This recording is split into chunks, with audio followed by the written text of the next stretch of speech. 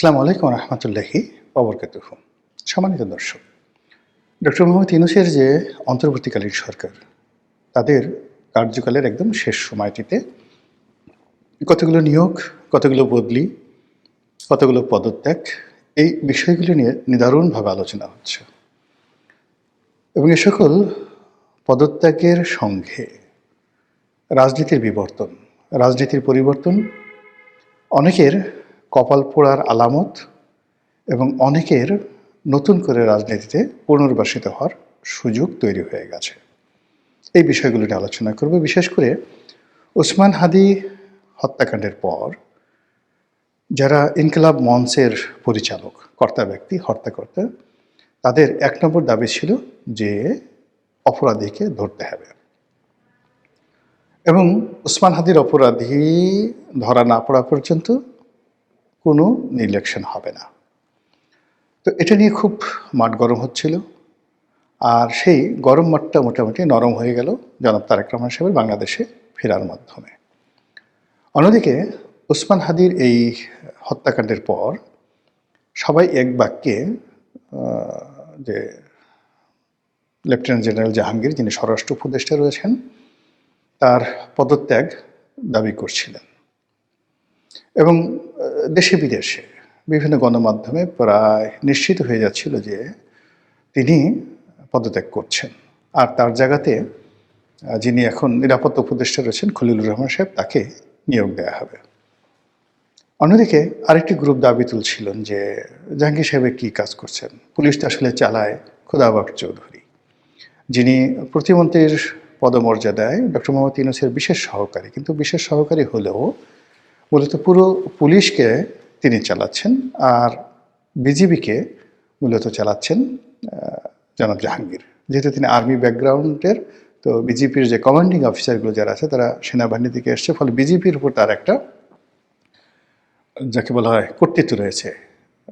তো আর অন্যদিকে যেহেতু খোদাবাক চৌধুরীর সাবেক আইজি ছিলেন, এই জন্য তিনি এখানে নিয়োগ লাভের পরপরই আইজি, মেট্রোপলিটন পুলিশ কমিশনার থেকে শুরু করে সব গুরুত্বপূর্ণ পদে তিনি নিয়োগ দিচ্ছিলেন তার পছন্দের মানুষকে।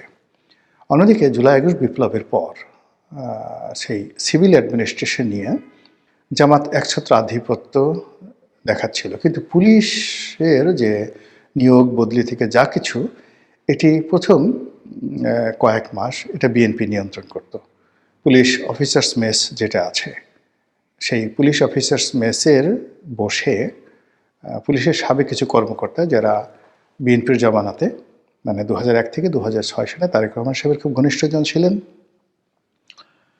এবং এসপি বা সিনিয়র এসপি পদে তারা চাকরি করার পরে অনেকে চাকরিচ্যুত হয়েছেন, অনেকে ওএসডি হয়েছেন। এদের একটা বিরাট সিন্ডিকেট ছিল। তো সেই সিন্ডিকেটটি মূলত পুলিশ থেকে আওয়ামী লীগের যারা লোকজন তাদেরকে তালিকা ধরে ধরে তাদেরকে আউট করা আর বিভিন্ন জায়গাতে, খালি জায়গাতে নিজেদের দলীয় লোক বসানোর যে কাজটি ওই দিন 1 মাসের মধ্যে চমৎকারভাবে করেছিল। তো এর ফলে কি হলো, জামাতের মধ্যে নিদারুণ একটা নেতিবাচক প্রতিক্রিয়া দেখা দিল। অন্যদিকে পুলিশের মধ্যেও কিন্তু একটা নেতিবাচক প্রতিক্রিয়া দেখা দিল এবং পুলিশ কোনো অবস্থাতেই অ্যাক্ট করছিল না। প্রথম 2-3 মাসে একেবারেই অ্যাক্ট করছিল না। ঠিক সেই সময়টাতে যখন হঠাৎ করে প্রথম আর একটা ঘটনা ঘটলো যে ওই সময়টাতে স্বরাষ্ট্র উপদেষ্টা ছিলেন ব্রিগেডিয়ার জেনারেল সাখাওয়াত। তো তার একটি বক্তব্যের কারণে তাকে সরিয়ে দেওয়া হলো এবং সেখানে লেফটেন্যান্ট জেনারেল জাহাঙ্গীর সাহেব যখন এলেন, তিনি একেবারে সহজ সরল সাধারণ ভাষায় কথাবার্তা বললেন, যেটি স্বরাষ্ট্র মন্ত্রণালয়ের মতো এরকম একটি সেক্সি মিনিস্ট্রি, মানে আকর্ষণীয় মিনিস্ট্রিতে এরকম লোকজন অনেকেই পছন্দ করে না। সেখানে চায় যে এখানে খুব চৌকস কেউ একটা হবেন। এখন সাবেক স্বরাষ্ট্রমন্ত্রী ছিলেন, ওইরকম না। এখানে আসলে সবাই চিন্তা ভাবনা করেন যে না, যিনি স্বরাষ্ট্র যাকে বলা হয় উপদেষ্টা হবেন বা স্বরাষ্ট্রমন্ত্রী হবেন, তারা খুবই স্মার্ট হবেন, দেখতে শুনতে সুন্দর হবেন, অনেকটা আমাদের যে সাবেক আইজি নূর মোহাম্মদ সাহেব তার মতো হবেন এরকম। বা সেনাবাহিনী থেকে যদি কোনো কর্মকর্তা আসেন, সাবেক যারা আছেন খুব স্মার্ট কিছু জেনারেল আছেন, যেমন ইকবাল করিম ভূঁইয়া। এখন ইকবাল করিম ভূঁইয়ার মতো লোককে যদি স্বরাষ্ট্র উপদেষ্টা বানানো হতো, মনে করতে যে না, সবাই মনে করতে যে না, আমরা একেবারে একটা চৌকস লোক পেয়েছি। এরকম মানে যেহেতু একটা সেক্সি মিনিস্ট্রি, তো সেখানে যদি সাহারা খাতুনের মতো লোকজন আসে, অন্য লোকজন আসে, এরকম লোকজন পছন্দ করে না। তো সেদিক থেকে মানুষের মনে একটা ক্ষোভ ছিল এবং লোকজন পছন্দ করছিল না। সাখাওয়াত সাহেবকে কিন্তু লোকজন মেনে নিয়েছিল, because he is dam smart. তো যার জন্য স্বরাষ্ট্র উপদেষ্টার রূপে তার যে সিলেকশনটা ছিল পারফেক্ট। তা নিয়ে চলে যাওয়ার পর যখন তিনি আসলেন, তখন আরেক দফা মানুষ হতাশ হয়ে পড়লো। অর্থাৎ জাহাঙ্গীর সাহেব যখন এলেন, লেফটেন্যান্ট জেনারেল জাহাঙ্গীর এলেন, তো উনি বললেন যে এটা ওই আগের মতো এরকম লেভেন্ডিস টাইপের লোকজন আসছে। তো লোকজন তার কমান্ড শুনতে চাইল না। এমনকি তার কথা মতো একটা ওসি ট্রান্সফার হবে, এরকম ঘটনা কিন্তু ঘটেনি। তো এখানে যে সিন্ডিকেট আছে, সেই সিন্ডিকেটটাই কিন্তু এই কাজগুলো করে যাচ্ছিল এবং জাহাঙ্গীর সাহেবকে পেয়ে তারা নিদারুণ খুশি। তো এর মধ্যে যে কাজটি করলো, বলা হয়ে থাকে যে সেটা কেউ বলে ডিপ স্টেট, কেউ বলে জামাত, কেউ বলে স্বয়ং ডক্টর মোহাম্মদ ইউনূস, কেউ বলে পুলিশের মধ্যে যে গ্রুপটি রয়েছে যারা চায় যে পুলিশটা ভালোভাবে চলুক, তারা সবাই মিলে এখানে সেই খোদাবক্স চৌধুরীকে আনেন। তো খোদাবক্স চৌধুরী বেসিক্যালি কখনো বিএনপি করেননি, কিন্তু বিএনপির কারণে কিন্তু তাকে জেলে যেতে হয়েছে 21 আগস্টের মামলার কারণে। তো বিএনপির সঙ্গে তার কোনো সম্পর্ক ছিল না, খারাপ সম্পর্ক ছিল না। বিএনপিকে তিনি আপন মনে করতেন।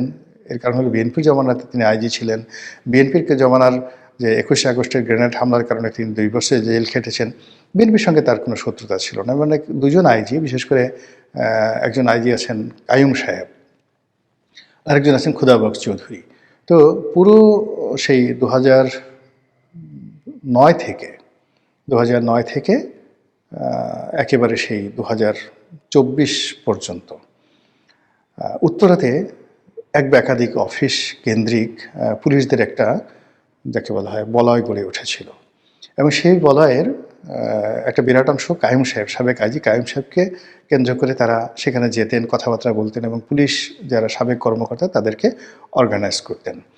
আরেকটি অংশ খোদাবক্স চৌধুরীর সাথে যোগাযোগ করতেন।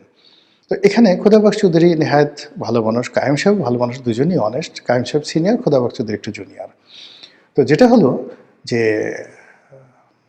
এই জুলাই আগস্ট বিপ্লবের পর পুলিশের যে সকল কর্মকর্তারা, সাবেক কর্মকর্তারা কাইয়ুম সাহেবকে এবং খোদাবক্স চৌধুরীকে সামনে রেখে ঘুরতেন, তারা এই দুজনকে মাইনাস করে নিজেরাই যে সিন্ডিকেটটা গড়ে তুলেন। উইদিন 15 দিনের মধ্যে দে ডিড হিউজ, যত নিয়োগ, যত বদলি, যত বাতিল, যা কিছু করার পুলিশ সংক্রান্ত সব তারা করে ফেললেন। ফলে কাইয়ুম সাহেবের কোনো নামগন্ধ আর নেই, তিনি রীতিমতো হারিয়ে গেছেন। খোদাবক্স চৌধুরীও প্রায় হারাতে গেছেন। ঠিক সেই সময়টাতে তাকে যে কে পিক আপ করলো, এটি নিয়ে কেউ বলেন জামাত পিক আপ করেছে, কেউ বলে ডক্টর মোহাম্মদ ইউনূস করেছেন, কেননা দুজনে বাড়ি চট্টগ্রামে, হোয়াট এভার মেবি। তো খোদাবক্স চৌধুরী যখন এলেন, তিনি যে সিদ্ধান্তগুলো নিলেন, সেই সিদ্ধান্তগুলো সরাসরি বিএনপির যে ওই সিন্ডিকেটটা ছিল, যারা উইদিন 15 ডেজের মধ্যে এই সকল আওয়ামী লীগের লোকজনকে টার্গেট করে বিদায় করেছে, সেই সিন্ডিকেটটি বিএনপির নেতাকর্মীদেরকে সিলেক্ট করে, পুলিশে যে সকল বিএনপি পন্থী অফিসার ছিলেন তাদেরকে সিলেক্ট করে তাদেরকে পোস্টিং দেওয়ার ব্যবস্থা করেছে, আইজি বানিয়েছে, অনেকে ফোর্স রিটায়ারমেন্ট দিয়েছে, আবার যারা ফোর্স রিটায়ারমেন্টে চলে গেছিলো তাদেরকে পুনর্বাসিত করেছে, সার্ভিস বেনিফিট দিয়েছে, এভরিথিং। এই পুরো জায়গাতে এসে খোদাবক্স চৌধুরী সব কিছু উল্টাই দিলেন উইদিন 24 ঘন্টার মধ্যে। আনবিলিভেবল। তিনি নতুন আইজি নিয়োগ দিলেন, মেট্রোপলিটন কমিশনার হিসেবে নতুন লোক যে নিয়োগ দিলেন এবং এরপর থেকে এই যে তার যে পদত্যাগের আগ পর্যন্ত তিনি সব কিছু নীরবে নিভৃতে শক্ত হাতে করেছেন। এখন এইগুলিও ডক্টর মোহাম্মদ ইউনূসের পক্ষে গেছে না বিপক্ষে গেছে সেটা সময় বলে দেবে। কিন্তু হঠাৎ করে যখন এই সময়টিতে এসে তিনি পদত্যাগ করলেন, এই পদত্যাগের কারণটা কি? এর জন্য কি জামাতের পতন হলো, নাকি ডক্টর মোহাম্মদ ইউনূসের কর্তৃত্ব কমে গেল, নাকি পুলিশে ওই যে বিএনপি পন্থী যারা কর্মকর্তা ছিলেন সাবেক এবং বর্তমান, তারা এই তারেক রহমান সাহেবের আগমন উপলক্ষ করে কেন্দ্র করে আবার অর্গানাইজ করে পুলিশের মধ্যে এমন একটা পরিস্থিতি তৈরি করেছে যে মিস্টার খোদাবক্স চৌধুরী এই সময়টাতে পদত্যাগ করতে বাধ্য হয়েছেন।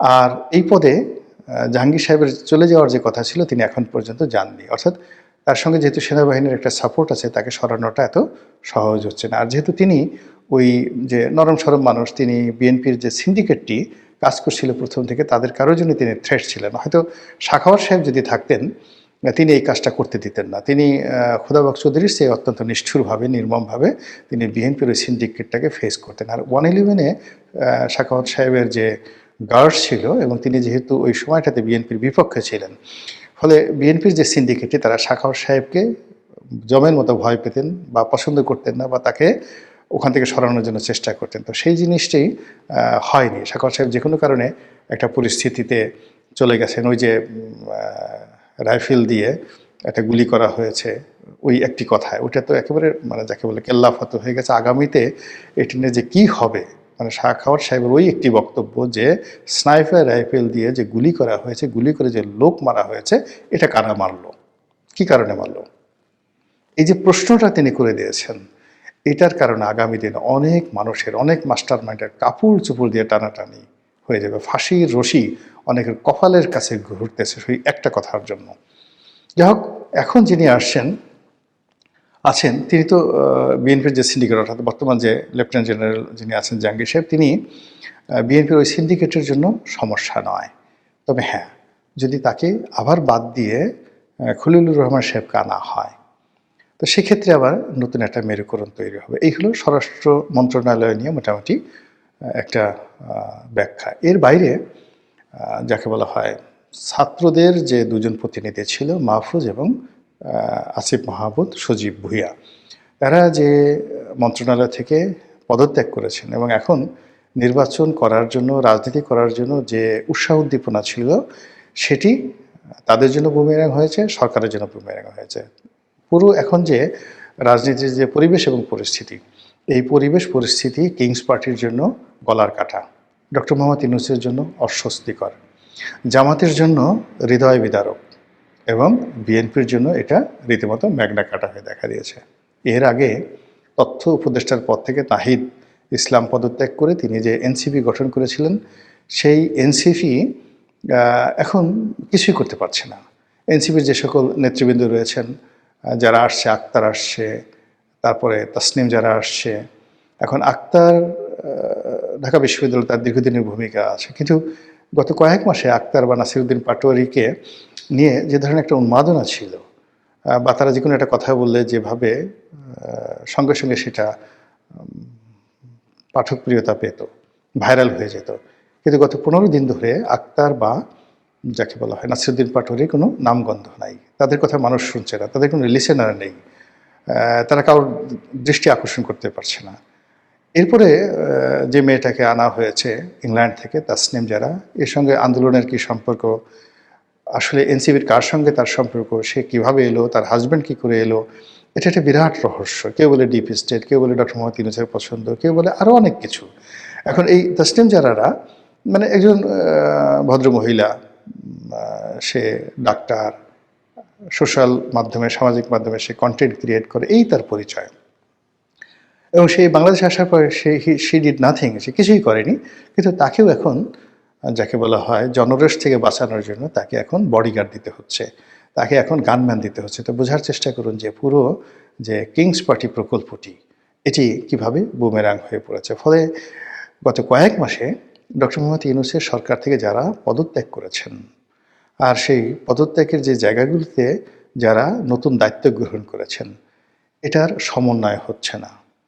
পদত্যাগগুলো ডক্টর মোহাম্মদ ইউনূসের সরকারের জন্য বুমেরাং হয়ে পড়েছে, কিংস পার্টির জন্য বুমেরাং হয়ে পড়েছে এবং রাজনীতির জন্য বুমেরাং হয়ে পড়েছে। আর যারা ওখানে নতুন নিয়োগ লাভ করেছেন, এখন পর্যন্ত তারা সরকারের জন্য একটা মানে যাকে বলে কাজু বাদামের ব্যবস্থাও করতে পারেনি। কোনো একটা মন্ত্রণালয়ের একজন উপদেষ্টা বা তার কর্তা, তার কারণে সরকারের মুখ উজ্জ্বল হয়েছে, সরকার ভালো কিছু করতে পেরেছে, এটা হয়নি। উল্টো তারা যে সকল বিতর্ক তৈরি করেছে, সেই বিতর্ক আগামী দিনে ডক্টর মোহাম্মদ ইউনূসের ক্ষমতা হস্তান্তর, সেফ এক্সিট কিংবা তার ক্ষমতায় টিকে থাকা, হোয়াট এভার মেবি, পুরো জিনিসটিকে ইতিহাসের সবচেয়ে সংকটময় একটা জটিল পরিস্থিতিতে ফেলে দিয়েছে। মহান আল্লাহ আমাদের সবাইকে হেদায়েত দান করুন এবং হেফাজত করুন। আসসালামু আলাইকুম ওয়া রাহমাতুল্লাহি ওয়া বারাকাতুহু।